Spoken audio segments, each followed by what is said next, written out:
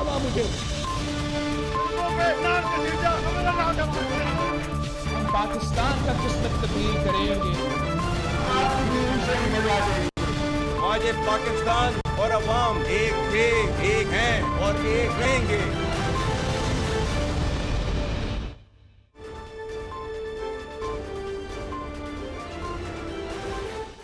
जी अस्सलाम वालेकुम। प्रोग्राम में आज इसी मुद्दा के हवाले से बात करेंगे कि कल जो नेशनल सिक्योरिटी कमेटी की मीटिंग हुई जिसमें पाकिस्तान तहरीक इंसाफ ने बाइकआउट किया, अभी तक पाकिस्तान तहरीक इंसाफ को इस पर शदीद तनकीद का सामना है।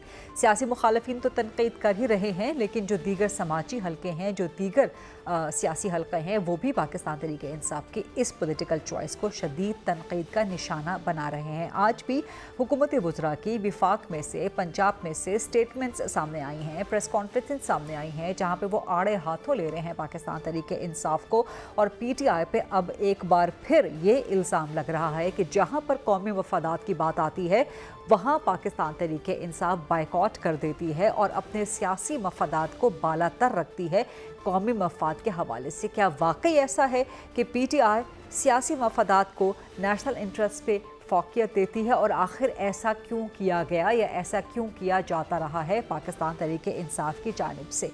लेकिन जहाँ PTI पे तनकीद हो रही है वहाँ पे ये गुफ्तगू भी ज़ेर बहस है, ये सवाल भी ज़ेर बहस है कि आखिर Nawaz Sharif national security committee meeting से गैर हाजिर क्यों थे? क्या उनको दावत नहीं दी गई थी या उन्होंने अज़ ख़ुद ये फ़ैसला किया कि वो इस अहम तरीन कौमी इशू पे इजलास में शामिल नहीं होंगे? हालांकि नवाज शरीफ पार्लियामेंट का हिस्सा भी हैं और एक बड़ी सियासी जमात जो कि अब हुक्मरान है उसके सरबराह भी हैं। तो अगर इमरान खान की बानी PTI की पॉलिटिकल चॉइस पे एतराज़ हो रहा है तो क्या नवाज शरीफ की पॉलिटिकल चॉइस पे एतराज़ नहीं हो सकता? इन मामलात पे बात करेंगे। दूसरा, ईद के बाद अपोजिशन ने अपनी एक ऑल पार्टीज़ कॉन्फ्रेंस बुलाने का जो है वो ऐलान कर दिया है, अमन व अमान के हवाले से, सिक्योरिटी के हवाले से और अपने आइंदा लाएअमल के हवाले से। इसमें ज़ाहिर है हुकूमत को वो माइनस कर रहे हैं। सो क्या अपोजिशन अपनी 1.5 ईंट की मस्जिद अलग से कायम करके सिक्योरिटी के मामलात को, अमन व अमान के मामलात को एड्रेस कर सकती है, या ये एक unanimous and unified holistic approach के साथ एक नेशनल एजेंडा होना चाहिए? इन मामलात पे और दीगर मुद्दात के हवाले से भी आज प्रोग्राम में बात करेंगे। प्रोग्राम के फ्लोर को ओपन करते हैं डिबेट क्वेश्चन आंसर्स के लिए। मेरे साथ मौजूद हैं पाकिस्तान पीपल्स पार्टी के सीनियर मरकजी सरकर्द रहनुमा सैयद हसन मुर्तज़ा साहब, पंजाब से इनका ताल्लुक है। शजरा मनसब अली खान साहिबा PMLN की सीनियर मरकज़ी सरकर्दा रहनुमा हैं, वज़ीर मुमलिकत हैं अब। और एडवोकेट अहमद अवैस साहब पाकिस्तान तहरीक इंसाफ के सीनियर सरकर्दा मरकज़ी रहनुमा हैं। एडवोकेट अहमद अवैस साहब, मैं आपसे स्टार्ट करूँगी। कल से लेकर आज तक पाकिस्तान तहरीक इंसाफ पे यही शदीद तनकीद हो रही है कि आप लोगों ने क्यों ज्वाइन नहीं की नेशनल सिक्योरिटी कमेटी की मीटिंग, क्यों नहीं की? ये एक गलत फैसला नहीं था PTI का? एडवोकेट अहमद अवैस साहब। बिस्मिल्लाहिर्रहमानिर्रहीम। देखिए, जब वहाँ पे ये फ़ैसला इन्होंने किया था कि हम ज्वाइन करेंगे और इन्होंने कहा था कि हमें इस मीटिंग के लिए जो वहाँ पे इनका नुक्ता नज़र है जो बाज़ाया तौर के ऊपर वहाँ दिया जाएगा पार्टी की तरफ से, उसके लिए हम इमरान खान से हिदायत लेना चाहते हैं और डिस्कस करना चाहते हैं और हमें आप वहाँ जाने की इजाज़त दें, हम कल आएंगे। तो ये कौन सा बड़ा इशू था? ये मैग्नेनिमिटी तो हुकूमत को दिखानी होती है, और ये तो बल्कि ये इसको कामयाब बनाने के लिए तो एज प्राइम मिनिस्टर शहबाज शरीफ को अगर झुकना भी पड़ता तो वो इनको लेकर आता। अच्छा। लेकिन उसने तो मिलने की इजाज़त नहीं दी। ये इसका मतलब है कि ये खुद इस मिस्टीवियस एक्ट करते हैं कि जहाँ से सिचुएशन ऐसी क्रिएट हो जाए और उसके बाद कहें कि देखो जी वो नहीं आ रहे हैं।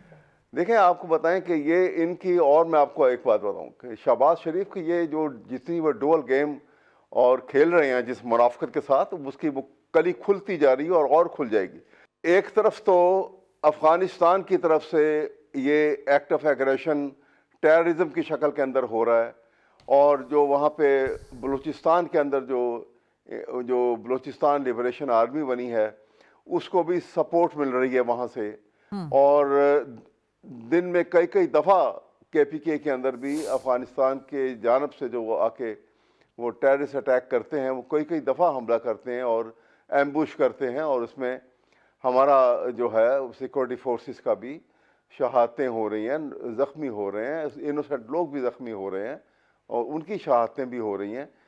तो इस सारी बात के बावजूद चाहिए तो ये था कि आप भाई इस मसले को ख़त्म करने के लिए अफ़गानिस्तान से आप निगोशिएशन करके मसले को निबेटने की कोशिश करते कि इस मसले को हल निकल आए जी। और एक तरफ आपने कहा कि नहीं जी हम उनसे वो नहीं कर रहे हो और आपने ये पार्टी ये जो है ये कॉन्फ्रेंस बुला ली जिसमें चीफ ऑफ स्टाफ भी आए और वो सब वहाँ पे बातें हुई। मैं आपको जो बात का बताना चाह रहा हूँ, आपको पता कि चीनी की किल्लत पड़ी पाकिस्तान के अंदर एकदम से बड़ी सख्त, और वो इसलिए पड़ी कि चीनी एक्सपोर्ट की। लेकिन शायद बहुत कम लोगों को पता होगा कि शहबाज शरीफ ने कहाँ इजाजत दी है चीनी को एक्सपोर्ट करने के लिए, अफगानिस्तान को। एक तरफ ये हालात हैं, ठीक, एक तरफ एक्सपोर्ट करके चीनी की कीमत 124 से 170 पे चली गई। ठीक। अब किसको कहिएगा कि पाकिस्तान का दोस्त है और किसको कहेंगे कि पाकिस्तान का दुश्मन है? सर इसी पॉइंट से मैं जरा पीएमएलएन का व्यू पॉइंट ले लूं। सर इसी नुक्ते से मैं जरा पीएमएलएन का व्यू पॉइंट ले लूं। शहज़ाद मनसब अली खान साहिबा, रिस्पॉन्ड कीजिएगा। जो एडवोकेट अहमद अवैस साहब कह रहे हैं, वो कह रहे हैं कि जी आपको मैग्नानिमिटी दिखानी चाहिए थी। अगर पाकिस्तान तहरीक इंसाफ की तरफ से डिमांड आ भी गई थी कि इमरान खान को रिलीज़ कर दें, तो इसमें कौन सी बड़ी बात थी? आप 2 घंटों के लिए, 1 घंटे के लिए, 4 घंटों के लिए मैक्सिमम रिलीज़ कर देते, इसमें क्या बड़ी बात है? आपकी जिम्मेदारी है बतौर हुकूमत कि आप एक unanimous and greater national consensus create करें। और ये जो चीनी के हवाले से भी इल्ज़ाम लगा रहे हैं एडवोकेट अवैस साहब, शहज़ाद साहिबा जवाब दीजिएगा। मेरा गरीदा अपने प्रोग्राम में बुलाने का। देखिए बात ये है कि इस वक्त पाकिस्तान दहशतगर्दी की लपेट में है। 2 सूबे हमारे जो हैं उनमें ऐसी जगह भी हैं जहाँ पे दहशतगर्दी अपने अरूज पे पहुंच चुकी है, और उसकी वजह जो है वो इनकी पीटीआई की बनाई हुई गलत पॉलिसीज हैं। जब इन्होंने बगैर सरेंडर किए हुए दहशतगर्दों को वापस अपने मुल्क में बुला लिया, इन्होंने जेल से इनके प्रेसिडेंट ने इजाजत दे दी कि जेल से छोड़ दिए जाए बहुत बड़े बड़े दहशतगर्द।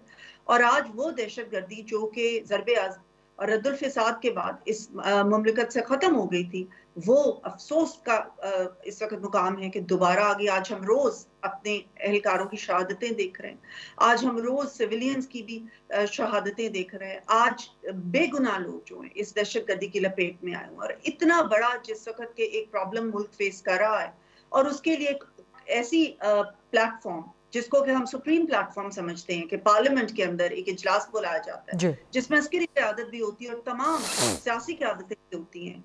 और इन्होंने खुद एक लिस्ट भी रात तक भेज दी हुई थी। इन्होंने कहा कि हम आएंगे, हम अगर हमें इजाजत मिल गई अपने साबका चेयरमैन से मिलने की तो भी हम आएंगे, अगर ना मिली तो भी हम आएंगे। ये इन्होंने टीवी के ऊपर भी इनके कई लोगों ने आके बात की और इन्होंने लिस्ट भी भेज दी। उसके बाद रात गए, पता नहीं रात के किस पहर इनको क्या प्रेशर पड़ा, इनको या तो सोशल मीडिया से प्रेशर पड़े या इनको किसी और से प्रेशर पड़े, तो इन्होंने साहरी में जागे होंगे ना। साहरी का एक बड़ा ब्लेस्ड वक्त होता है, उस वक्त कुछ आमद हुई होगी, कोई चीज इनको एकदम से एहसास हुआ होगा। इनको कहा इनको यूटर्न की आमद इनको हो गई। इनको कहा था कि इमरान खान से हमारी मीटिंग होने दे। बात यह है कि इनकी पार्टी का पूरा जो एक ढांचा है वो मौजूद है। इनका इस वक्त चेयरमैन भी मौजूद है, जनरल सेक्रेटरी मौजूद है, पूरे पार्लियामेंट में पार्टी मौजूद है। क्या इनका साबका चेयरमैन इतना भी इत्मीनान नहीं करता इस पूरे ढांचे पे जो उससे बनाया हुआ है कि वो आके मुल्क की सिक्योरिटी के ऊपर, मुल्क की सालमियत के ऊपर इस वक्त बात कर सके? लेकिन बात यह कि इन्होंने हमेशा अपना सियासी मफाद आगे रखा।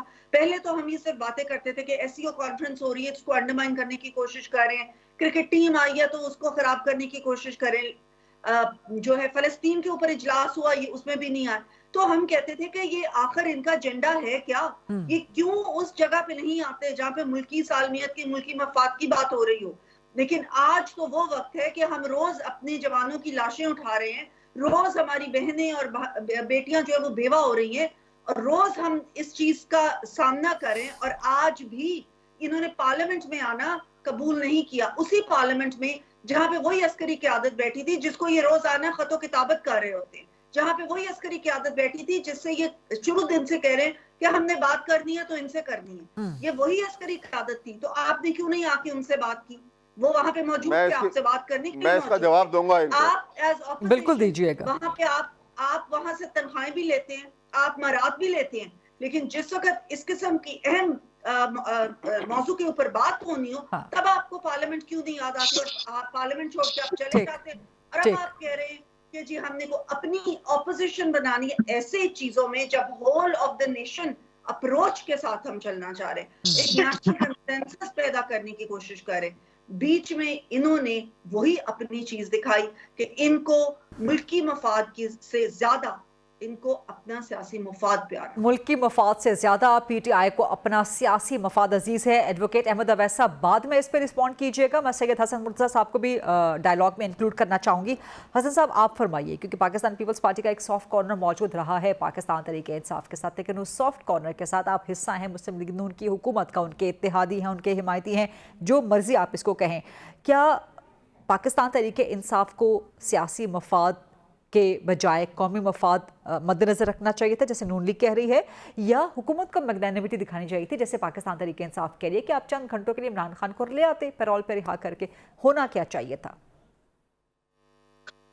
बहुत शुक्रिया गरीदा, आपने बड़ा ही अहम इशू है और उस पर मुझे बोलने का मौका दिया। देखिए, मैं बिल्कुल इनसे मुख्तलिफ सोच रहा हूँ। मैं आज देख रहा हूँ कि पाकिस्तान के अंदर लॉ एंड ऑर्डर के हवाले से जो हालात हैं, जिस तरह से रोज़ की बुनियाद पे सिविलियंस की भी शहादतें हो रही हैं, हमारे एस्टेब्लिशमेंट के लोग भी जो हैं, हमारी मिलिट्री आर्मी सारे जो लोग हैं एफसी के, वो जवान शहीद हो रहे हैं। और रोज़ाना की बुनियाद पे मैंने अगले दिन देखा कि 27 अटैक्स हुए हैं एक दिन के अंदर, 27। तो ये एक बहुत बड़ी तादाद है। हम एक जंग में हैं इस वक्त। ये कोई एक ऑर्डिनरी सी कोई महज एक दहशत गर्दी नहीं है, ये बाकायदा एक खुल्लम खुल्ला जंग है और इसमें बैनुल अक़वामी एजेंडा भी है, इसमें सारी चीज़ें शामिल हैं। मैं तहरीक इंसाफ से मेरे इख्तलाफात हैं, नज़रियाती इख्तलाफ है, इसमें कोई दो राय नहीं है, लेकिन मैं ये समझता हूँ कि आज इस चीज़ की ज़रूरत नहीं है कि हम एक दूसरे को टीवी पे बैठ के ताने दे रहे हों और उनकी दुखती चीज़ों को हम पॉइंट आउट करके उन्हें तकलीफ पहुंचा कर हम कोई अपना कौमी अलमिया कर बैठें। इन चीज़ों की ज़रूरत नहीं है। वो हमारे भाई हैं, हम में से हैं, सियासत कर रहे हैं। बेशक हमारी नज़र में उनका वो रास्ता जो है वो ठीक नहीं है, लेकिन वो अपनी जगह पे अपनी एक स्ट्रगल से गुजर रहे हैं।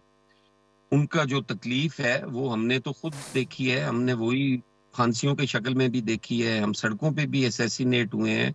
हमें पता है कि जब क़यादत अंदर होती है और या जलावतन होती है या उसको सजा होती है तो कारकुन किस तकलीफ से गुजर रहे होते हैं। उनको भी चाहिए कि इस मौके पे वो कतन इन चीज़ों को मशरूत ना करें कि आप जी बानिए पीटीआई को लेकर आए और उनको पैरोल दें, या ये चीज़ें नहीं होनी चाहिए। उनकी तरफ से भी ये गैर मशरूत होना चाहिए। ये हमारा एक कौमी इशू है, ये किसी एक जमात का नहीं है, किसी मियां शहबाज शरीफ साहब का नहीं है, किसी इमरान खान साहब का नहीं है। ये बात आपकी बिल्कुल दुरुस्त है, ये बात बिल्कुल आपकी दुरुस्त है, लेकिन हसन साहब, अनफॉर्चुनेटली बदकिस्मती है कि इस वक्त पाकिस्तान में नेशनल कंसेंसस मौजूद नहीं है दहशतगर्दी के खिलाफ भी।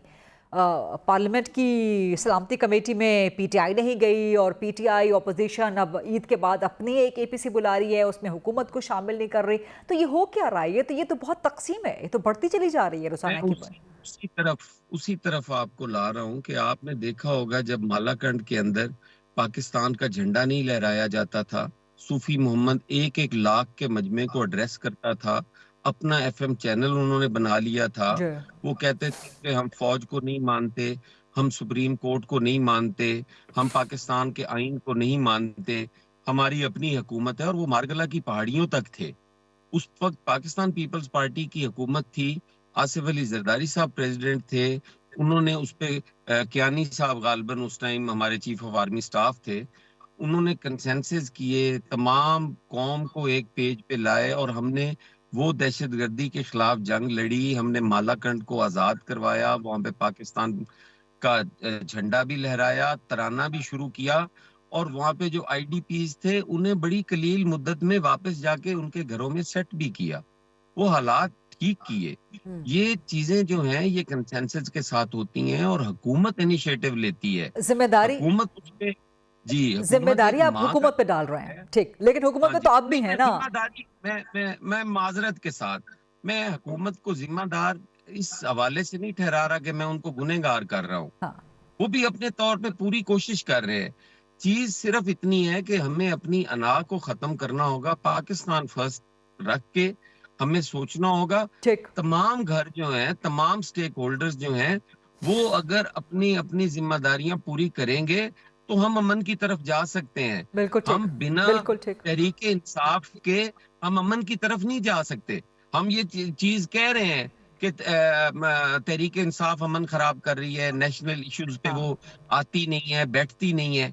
अगर ये चीज हम अपनी जबान से कह रहे हैं तो किस तरह वो हमारी तरफ आएंगे? सर ये बातें आपकी बिल्कुल ठीक है। कल एलामिया में भी कहा गया कि जी अफसोस का इजहार भी किया गया कि पीटीआई शामिल नहीं हुई, लेकिन एलामिया में ये भी कहा गया कि इस पे मुशावरत का अमल रहेगा, यानी कि उनके साथ मजीद इंक्लूसिविटी की कोशिश की जाएगी। लेकिन ये बातें सर ये बातें इन प्रिंसिपल बहुत अच्छी हैं, लेकिन ये होंगी कैसे? ये हो नहीं पा रही ना, अमली तौर पर नहीं हो। मैंने आपको मिसाल दे के कही है कि ये 2008 से 13 वाली हुकूमत के अंदर पाकिस्तान पीपल्स पार्टी ने किया है, कोई बहुत लंबा चौड़ा पुराना अरसा भी नहीं है। सर 2008 में पीटीआई उस तरह से मौजूद नहीं थी ना जैसे आज 2025 में मौजूद है। मैडम गरीदा, आप इस चीज को देखें ना कि तहरीके इंसाफ पाकिस्तानी है ना, हमारे बहन भाई हैं, हमारे दोस्त हैं, कोई शक नहीं है इसमें, हमारे इस सोशल सेक्टर का हिस्सा है। कैसे आप हम उन्हें, मैं ये नहीं कहता कि उनकी जद्दोजहद दुरुस्त है या गलत है, ये चीज नहीं है। मैं कहता हूं अगर वो हम समझते हैं कि वो भटके हुए हैं तो उनको ठीक करना हमारी जिम्मेदारी है ना। ठीक। मैं नहीं कहता कि इमरान खान साहब को कोई रिलीफ दिया जाए, लेकिन उनको इस बात पे तो लाना हमारा फर्ज बनता है। आप कह रहे हैं कांस्टेंट एंगेजमेंट होनी चाहिए और हुकूमत को इसमें बड़ेपन का मुजाहरा करना चाहिए, हुकूमत को झुकना पड़े तो झुक जाए। यही बात कर रहे थे एडवोकेट अहमद अवैस साहब। प्रोग्राम में डिबेट अभी जारी है, लेकिन एक ब्रेक का वक्त हो गया है, सो एक ब्रेक लेते हैं एंड देन कम बैक। जी welcome back after the break. Advocate साहब, आप कुछ रिस्पॉन्ड करना चाह रहे हैं शहज़ाद साहिबा को, प्लीज कहिएगा। जी मेरे से एक सवाल का जवाब तो इन्होंने अभी भी नहीं दिया कि इतने शदीद हालात ख़राब है हमारे अफ़गानिस्तान के साथ कि टेररिज्म एक दिन में, अभी हसन साहब ने कितनी सही बात बताई है कि एक दिन में 28 अटैक हुए हैं उधर से, और कितनी शहादतें हो रही हैं, कितना नुकसान हो रहा है, इंफ्रास्ट्रक्चर का हर चीज़ का नुकसान हो रहा है। और आप उनके साथ ट्रेड भी इस तरीके से कर रहे हैं कि अपने मुल्क के अवाम जो है रोज़ों के अंदर रमज़ान का महीने में उनको 124 से चीनी 170 पे चली गई, और उनको आपने चीनी एक्सपोर्ट करके पाकिस्तान की निकाल दी, और आप चीनी आप इंपोर्ट कर रहे हैं। इसका कौन जिम्मेदार है? और इससे अंदाजा लगाएं कि आपके दिल में कितना ख्याल है पाकिस्तान का। ठीक। ये शहबाज शरीफ साहब ने किया है, इसका जवाब नहीं दिया इन्होंने। इसका जवाब ले लें मोहतरमा ने, इसका जवाब नहीं दिया। शजरा साहिबा से इसका जवाब ले लेते हैं, फिर आपकी तरफ वापस आती हूँ। अहमद अवैस साहब, शजरा साहिबा इसका जरा जवाब दीजिएगा, फिर वापस आते हैं। एक तो मैं आपको जरा इनको ये करेक्ट कर लूं कि हमने ये कहीं नहीं कहा कि अफगानिस्तान हमारा दुश्मन है या हमारा दुश्मन मुल्क है। ये इनकी तरफ से ये बात आई है, इनके जो वो हैं वो जी, हम तो नहीं कहते दुश्मन है, आप ही बता रहे हैं इतना कुछ। हमने तो नहीं कहा, हमने कहा कहीं एलामिया में ऐसा है। हमने ये जरूर कहा है कि अफगानिस्तान की जो जमीन है वो हमारे मुल्क के अगेंस्ट दहशतगर्दी के लिए इस्तेमाल हो रही है। ये तो हमने कहा। और क्या कर रहे हैं? हमने हमेशा अफगानिस्तान को अपना भाई समझा है। आज तक जो लार्जेस्ट एंड लॉन्गेस्ट, अगर समझा होता तो ये हालात ही ना होते। तो हमने अपने पास ये हालात इसलिए हुए हैं कि आप, लेकिन ये अनफॉर्चुनेट बात है कि हमारे यहाँ उनकी सरजमीन इस्तेमाल हो रही है हमारे यहाँ दहशतगर्दी के लिए। क्या हम ये भी ना नुक्ता उठाएं? लेकिन तो कहा कि शजरा साहिबा, वो जो इल्जाम लगा रहे हैं कि चीनी स्मगल करने की वजीर आजम शहबाज ने इजाजत दी अफगानिस्तान में, स्मगल करने की, क्या करने की? चीनी स्मगल करने की इजाजत दी वजीर आजम शहबाज ने, ये इल्जाम लगा रहे हैं एडवोकेट अहमद अवैस। ये सरासर ही सिरे से ही एक गलत बात है। इसका मैं क्या जवाब दूं? ये फेक न्यूज़ है। इतनी एक अजीब व गरीब बात है कि इसका तो हाँ या ना करना भी मैं समझती हूँ कि अगेंस्ट प्रिंसिपल्स होगा। एक इतनी अजीब बात कि शहबाज शरीफ ने चीनी स्मगल, ये तो बिल्कुल इतनी रिडिकुलस बात है कि मैं इसका जवाब। ठीक, मैंने स्मगल का लफ्ज नहीं कहा, काइंडली मैंने बड़ा वाज़ेह कहा है, स्मगल का लफ्ज नहीं कहा। मैंने कहा कि पाकिस्तान ने शहबाज शरीफ की इजाजत से एक्सपोर्ट एक्सपोर्ट की एक्सपोर्ट, है ठीक। और इतनी एक्सपोर्ट की है कि हमें इंपोर्ट करनी पड़ी। और यहाँ ये रमजान के महीने में हमारे मुल्क में चीनी जो है वो 124 से 170 तक पहुंच गई है। अब इंपोर्ट करने की सोच रहे हैं, लेकिन दुगना नुकसान पाकिस्तान को हो रहा है। ये मैं बता रहा हूँ। ये भी बिल्कुल गलत बात है। इसमें भी कोई हकीकत नहीं है, इसमें भी कोई सच्चाई नहीं है। फेक न्यूज है, ये फेक न्यूज है। आप स्टेटमेंट दें, आप स्टेटमेंट दे दें अगर गलत बात है। कि सर वो वजीर साहिबा हैं, वो स्टेटमेंट दे रही हैं कि ये गलत है, ये दुरुस्त नहीं है, राइट? क्या दुरुस्त नहीं है? और एक बात मेरी और सुन कि जिस वक्त आप लोग ये कह रहे हैं कि अफगानिस्तान के साथ बातचीत की जाए, आप ये कह रहे हैं कि अफगान लोगों के साथ वो लोग जो हमारे घर में आते हैं, हमारे लोगों को मार रहे हैं, बलूचिस्तान में भी और इधर अपना केपी में भी, आप ये कह रहे हैं कि उन लोगों के साथ हम बातचीत करें, कि वो बंदूक लेके हमारे सामने खड़े हों और हम कहें कि एक सेकंड रुके, अभी गोली ना चलाएं, हम आपसे मुज़ाकरात करना चाह रहे हैं। और आपको ये पता है कि वो मुज़ाकरात किन बातों पे करना चाह रहे हैं?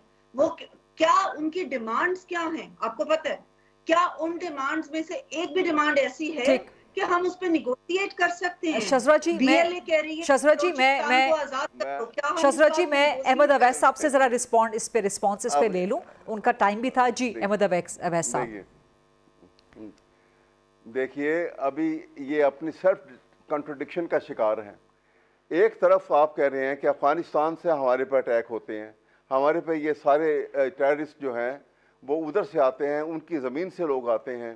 और आप उनसे, हम तो बार बार कह रहे हैं कि आपको ये मसला जो है निगोशिएशन के साथ सेटल करना चाहिए, क्योंकि अफ़गानी हमारे मुस्लिम बरादरी अपनी जगह पर और 10 साल की लड़ाई इकट्ठे लड़ी है हमने उनने, और उसका बेनिफिट जब हमें मिलना था तो हमने उनको मुखालिफ कर लिया अपने, और इंडिया उसका एडवांटेज ले रहा है। अहमद अवैस साहब, अफगान सॉइल को इस्तेमाल करके पाकिस्तान में दहशतगर्द हमले कौन कर रहा है? नहीं सर, इस डिबेट को जरा रैप अप करने की कोशिश करते हैं ना सर, ताकि सर अफगान सॉइल को इस्तेमाल करके पाकिस्तान पे हमले कौन कर रहा है? सर मैं सिर्फ आपसे जानना चाह रही हूँ सर। मैं यही कह रहा हूँ कि अफगानिस्तान के इंडिया अफगानिस्तान के साथ मिलकर टेररिस्ट अटैक में वो शामिल है, तो पाकिस्तान पे हो रहे हैं ना उनकी जमीन से। आपने फेंसिंग की वहां पर, आपको पता है? नहीं सर, अफगानिस्तान के बॉर्डर सर वहां से हमले कौन कर रहा है? सर वहां से पाकिस्तान में हमले कौन कर रहा है? सर मैं सिर्फ जानना चाह रही हूँ। वो जाहिर है कि वो अफगान बाशिंदे कर रहे हैं, पाकिस्तानी तो नहीं कर रहे। ठीक है, तो सर जो पाकिस्तान में दहशतगर्दी में मुलव्विस हो, कलदम टीटीपी भी उसमें शामिल है सर, उसका भी नाम लेना, फितना अल खवारिज भी शामिल है उसमें। मैं यही बात कर रहा हूँ कि फिर आपने इन हालात में अपने मुल्क को मुसीबत में डाल के, तो सर उनसे बात करें जो पाकिस्तान में अवाम को शहीद कर रहे हैं। सर खैबर पख्तूनख्वा में आपका वोटर है, वो सबसे पहले पाकिस्तानी है। अगर वो मारा जा रहा है, शहीद हो रहा है, सिक्योरिटी फोर्सेस शहीद हो रहे हैं, तो उनसे बात करें सर। तो सुनिए ना, फिर तो क्यों नहीं? देखिए ना, ये इस मसले को नेगोशिएशन से हल करना चाहिए था हुकूमत के लेवल के ऊपर। ये शहबाज शरीफ को एज प्राइम मिनिस्टर उनसे गुफ्तगू शरीफ को ओपन करनी चाहिए थी, चाहे वहां जाना पड़ता, एक दफा नहीं 10 दफा जाना पड़ता।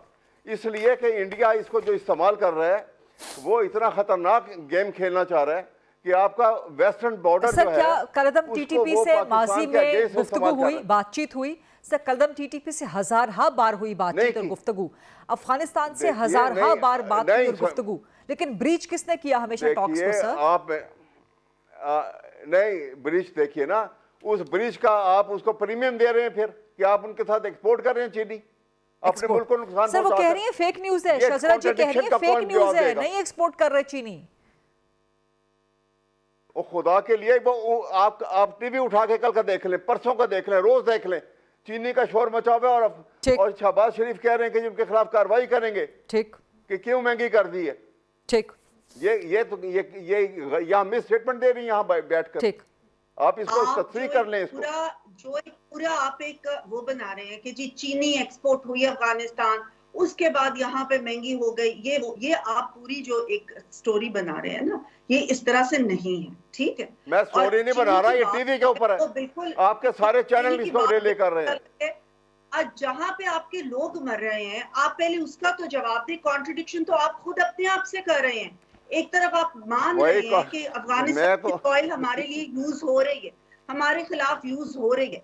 एक तरफ आप ये बात मान रहे हैं कि इंडिया उनके साथ मिलके हमारे खिलाफ दहशतगर्दी करा रहा है। लेकिन तो यही तो मैं ये तो this what I am saying, negotiate करें। आपके जो साबका मैं यही तो आपसे कह रहा हूँ कि ये हमारी, तो उसने कहा कि हमने देखिए गुलामी की जंजीरें तोड़, और वो गुलामी की जंजीरें आप 2 मिनट देखें कि उसका क्या हम, ये 2 मिनट मुझे बात करने दीजिए। शज़रा जी, आई गेस के एडवोकेट साहब जो पॉइंट मेक करने की कोशिश कर रहे हैं वो गालिबन ये है कि गवर्नेंस के गैप्स हों तो इसीलिए दहशतगर्दी को बढ़ने का मौका मिलता है, और इसी वजह से फिर सिक्योरिटी फोर्सेस और शोहदा कब तक वो गैप अपने खून से पुर करते रहेंगे। ये स्टेटमेंट कल आर्मी चीफ का बहुत इंपॉर्टेंट है, इस पे ज़्यादा गुफ्तगू होनी चाहिए। प्रोग्राम में डिबेट अभी जारी है, लेकिन एक ब्रेक का वक्त हो गया है, सो एक ब्रेक लेते हैं एंड देन कम बैक।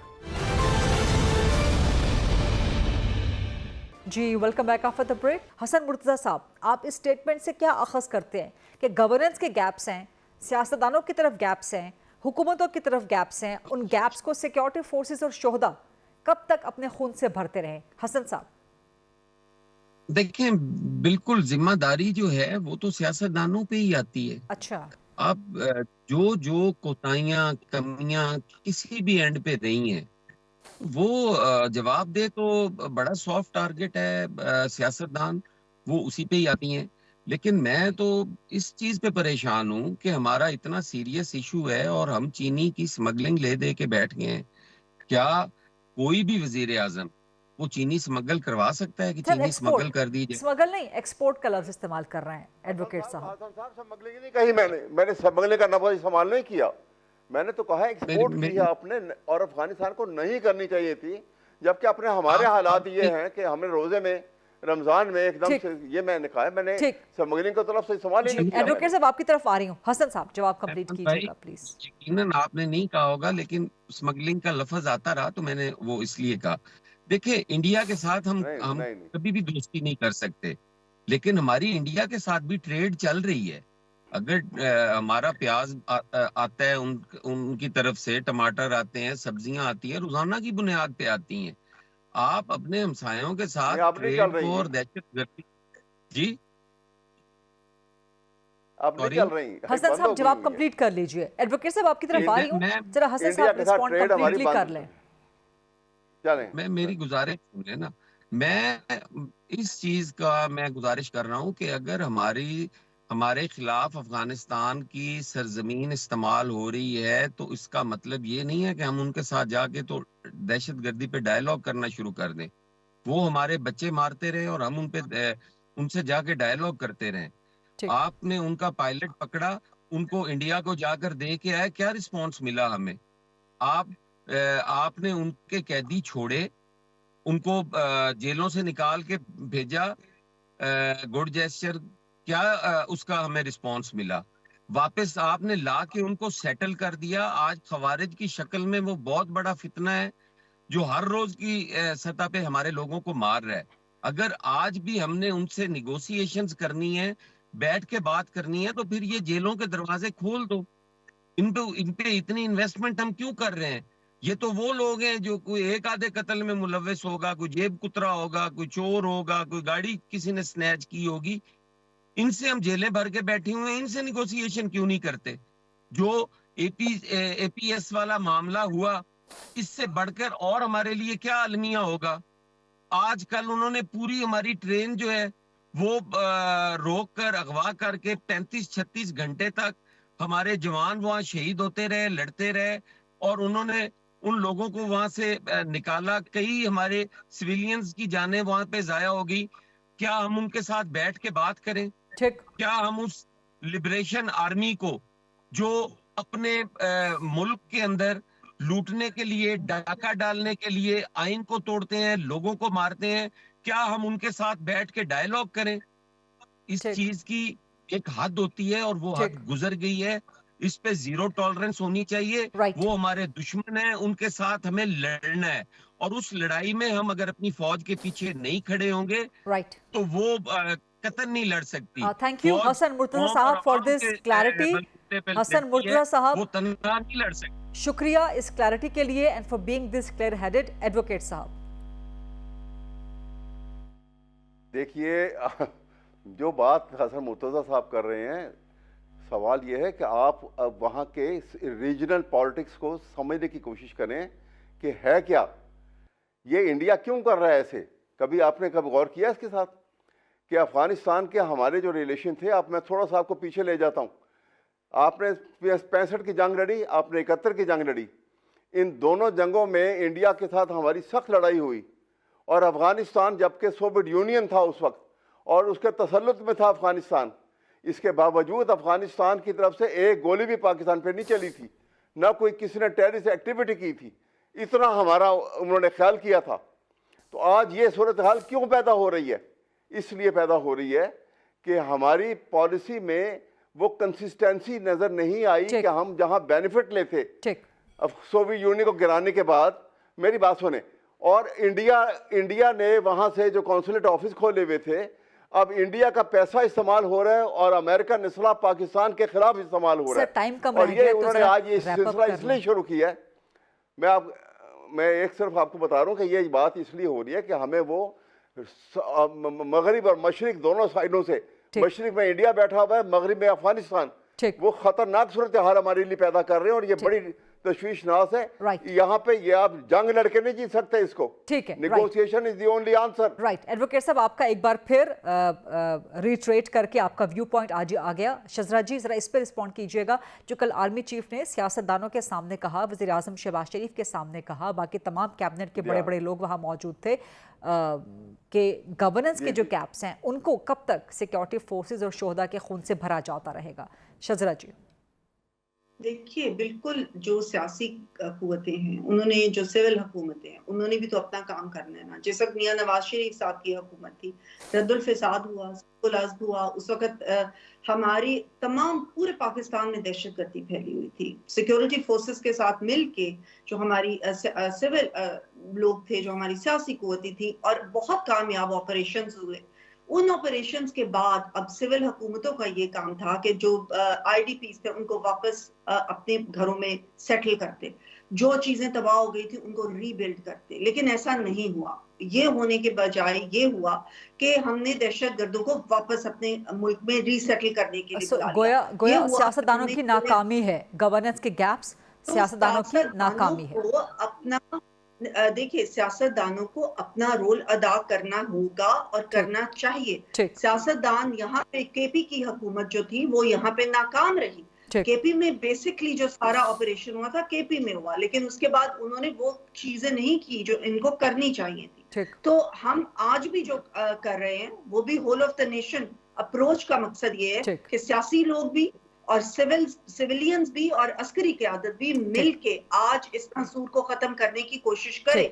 लेकिन एक दफा फिर इन लोगों ने अपना रोल नहीं प्ले किया, फिर पीछे हट। बहुत बहुत शुक्रिया शजरा मनसब अली खान साहिबा। मेरे पास प्रोग्राम का वक्त बिल्कुल हो चुका है। एडवोकेट अहमद अवैस साहब, सैयद हसन मुर्तजा साहब, बहुत शुक्रिया प्रोग्राम में शामिल होने का, अपना व्यू पॉइंट आवाम तक पहुंचाने का। That's a wrap. ये था आज का programme. I will see you tomorrow इंशाल्लाह 8 o'clock ऑन GTV। अल्लाह हाफ़िज़।